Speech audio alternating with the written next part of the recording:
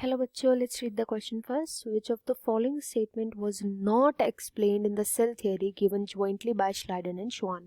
ऐसी कौन सी इनमें से स्टेटमेंट थी जो सेल थ्योरी का पार्ट नहीं थी? बेसिकली हमसे ये पूछा गया है इस क्वेश्चन के अंदर। तो यहाँ पर जो हम की कॉन्सेप्ट यूज करेंगे ये करेंगे सेल थ्योरी का। सेल थ्योरी को अंडरस्टैंड करेंगे। देखो, सेल थ्योरी जो थी वो किसके थ्रू दी गई थी? श्लाइडन एंड श्वान। श्लाइडन एंड श्वान ये साइंटिस्ट थे जिन्होंने थ्योरी दी थी। इस थ्योरी के दो मेन पॉइंट थे। पहला पॉइंट बोलता है कि जितने भी ऑर्गेनिज्म हैं वो सेल से बने हैं। जितने भी ऑर्गेनिज्म इस धरती पे प्रेजेंट है वो सभी सेल से बने हैं। ये फर्स्ट इसका पॉइंट था।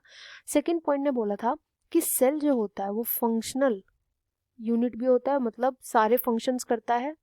फंक्शनल यूनिट भी होता है एंड स्ट्रक्चरल यूनिट भी होता है, कि सबसे छोटा स्ट्रक्चर जो होता है वो भी ये फॉर्म कर सकता है, तो स्ट्रक्चरल यूनिट भी होता है। ये दो मेन स्टेटमेंट इन्होंने अपनी थ्योरी में ऐड करे थे।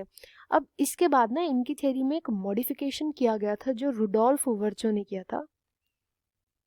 ये इन्होंने बोला था ओमनिस सेल्यूला ई सेल्यूला, मतलब कि इसका मतलब था कि जितने भी सेल्स आज प्रेजेंट में हैं वो सब प्री एग्जिस्टिंग सेल से बनी हैं, पहले से एग्जिस्ट करने वाली सेल से बनी है। तो ये एक नया मॉडिफिकेशन जो था एज अ थर्ड पॉइंट इसमें ऐड किया गया था, रुडोल्फ वर्चो ने ऐड किया था। ये उनकी अपनी थ्योरी का पार्ट नहीं था कि सभी आज की जो सेल्स हैं वो वो प्री एग्जिस्टिंग सेल से बनी है, उनका आगे जाकर के मल्टीप्लिकेशन हुआ एंड उससे आज हमारी ये सभी सेल्स आई हैं। एक सेल से इतनी सारी सेल्स अराइज हुई हैं। तो ये रुडोल्फ वर्चो के थ्रू मॉडिफिकेशन किया गया था। इसलिए इस क्वेश्चन का जो राइट आंसर है वो होगा, फर्स्ट में बोला गया all living organism composed of cells, तो ये तो उनकी फर्स्ट स्टेटमेंट थी, ये इनकरेक्ट है।